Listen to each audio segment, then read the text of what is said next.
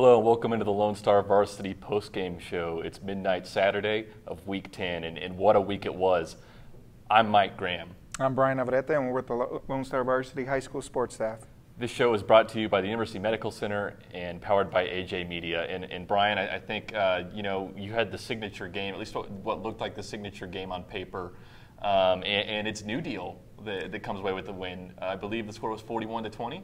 Yes, very good game. The score reflects something different, but it was really competitive, especially at the beginning. They exchanged touchdowns, and it kind of looked like it was going to go that way the whole game. But then New Deal comes away with a fumble, and they capitalize on it, and then they're able to build on more of a lead, and Abernathy's forced to throw the ball a little bit more. So more rather than run the ball like they usually do. And then New Deal really found themselves a really talented running back in Maya Martinez. Absolutely. 243 yards and 6 touchdowns and 20 carries tonight. He was a big part of their offense, but so was Jet Whitfield, 153 rushing yards, I believe.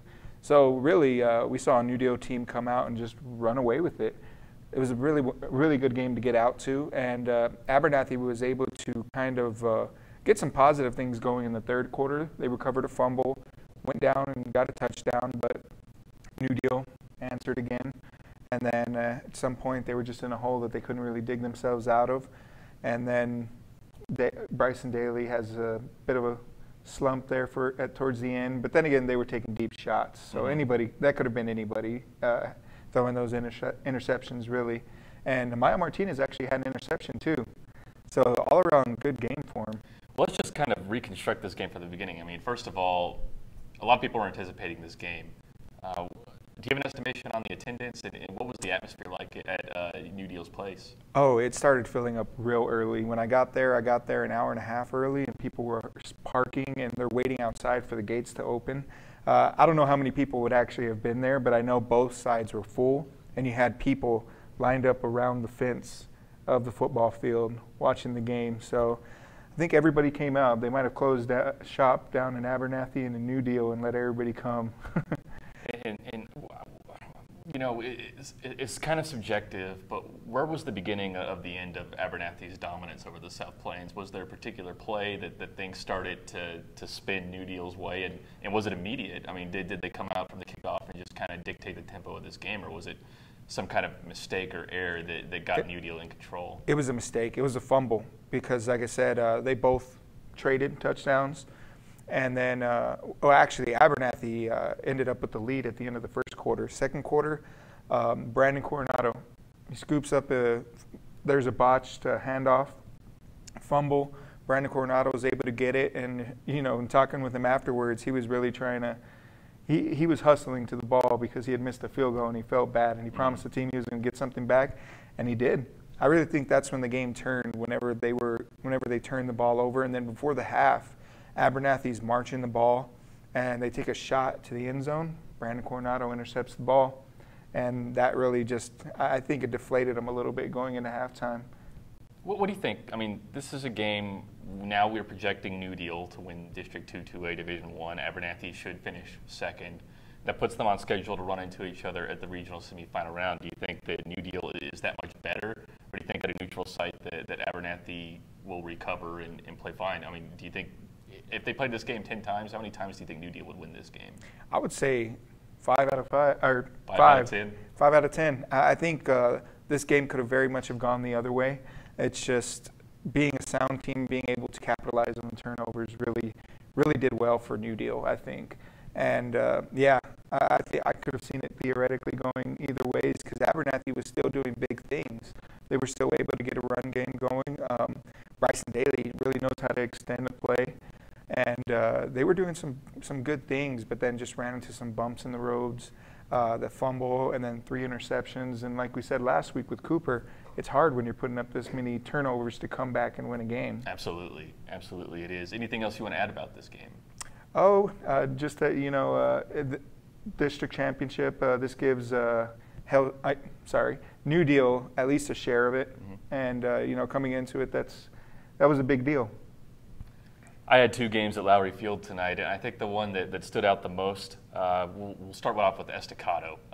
Estacado gets a 20-13 win against Borger, much closer than I think a lot of people anticipated that game being for the district championship. I think you're seeing some highlights right now of the game. You know, Borger had opportunities to win this game. They turned the ball over 3 times, twice in the second half. One time they had driven in from their side of the field. They get to the 3-yard line. Their quarterback on 2nd and goal from the 3 comes in for a dive, and he's just going to try to dive into the end zone. And cornerback Dre Conride, of all people, strips him. And it's Estacado ball at the 3-yard line. Borger's head coach gets a personal foul, arguing that the quarterback was down, so they moved off of their, off the danger ledge and to the 18-yard line and began to drive the other way. That didn't result in points. The final score had already been established. But so many times, Estacado got pretty lucky in this game, I think. They had some problems establishing their pass. I'll tell you what, Jeremiah Dobbins had a great game. And normally I think, at least when I've seen them, Kamajik Williams has kind of been the guy that leads them. Kamajik Williams had 49 yards, and Dobbins, I believe, walked away with 179. A really good performance by the sophomore. And with the win, Estacado won District 1 4A Division 1. All those teams are going to the playoffs. It's only a 4-team league. But the district championship really meant something to Marcus Shavers. And we'll share with you something he said on winning the title. We started something, we set goals out to do something. And it's tough, something that a lot of teams don't get the opportunities to do. A lot of coaches coach a long time in this game and don't get an opportunity to go and win a championship of any sort, whether it's a district championship or a state one. We're proud of our coaches and we're proud of our kids. We earned this. We earned this the hard way. And I feel really good about where we are right now, and I feel even better about where we're headed as a program. Now, Coach Shavers was walking around with a tailor-made district champion hat. As soon as the game was over, they brought boxes out for all the players and coaches, and they had district championship hats. And I had never seen that before. A lot of teams win district, and it's nice, and you get the gold ball right there, and that's always nice. But an extra touch, and I think that Estacado kind of needed that after a couple of deflating years before Shavers got there. And now look at them. They finished the season 9-1, 3-0 in their league, first seed into the playoffs. Playing a pretty weak by-district opponent. We don't know who that is yet, but that league does not seem to be of the same caliber out in El Paso. And they put off taking on difficult teams, like Argyle and Abilene Wiley into the 3rd or 4th round. So there's some time you hope that they either get upset or that you really find your stride before you go and play them. So a lot of good things tonight for Estacado. I like the hats. I like them kind of adding that extra touch, I think it just goes to show how much fun they're having and with the success that they're having. And I think when everybody's having fun and, the program's doing well, it's just that much better for the school in general.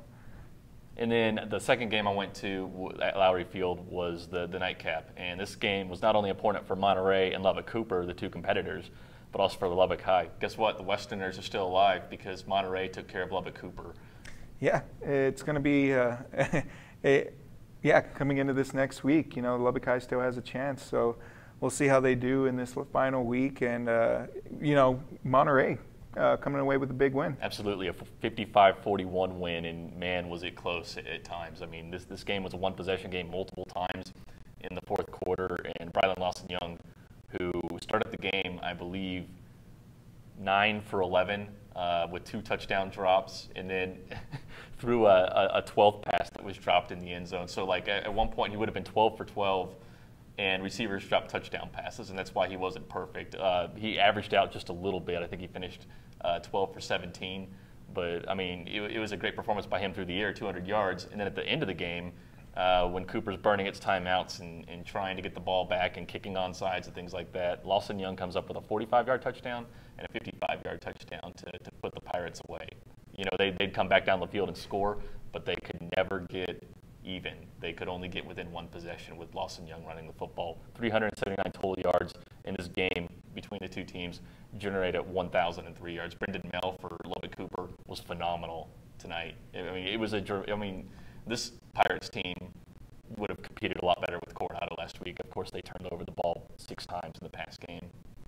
Yeah, we knew that Cooper was still going to be competitive, even though they took that loss against Coronado. But, yeah, I think it's a good win for Monterey. A lot of playoff indications here that were created. So, Brian Lawson-Young, we've mentioned him so many times and some of the things he brings to the field, and he came up much today for him. Absolutely.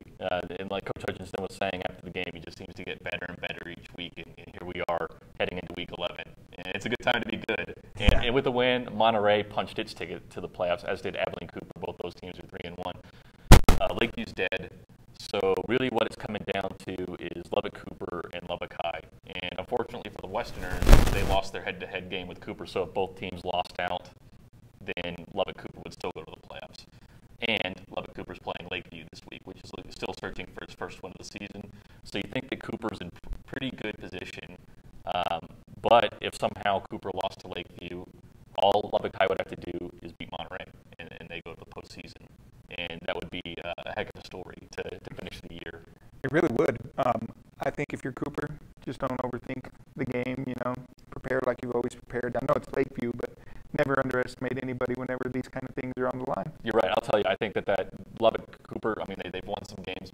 I don't know if they played a better game than tonight. I was really, really impressed with them, especially offensively. Cole Carter was awesome. Brendan Bell was awesome.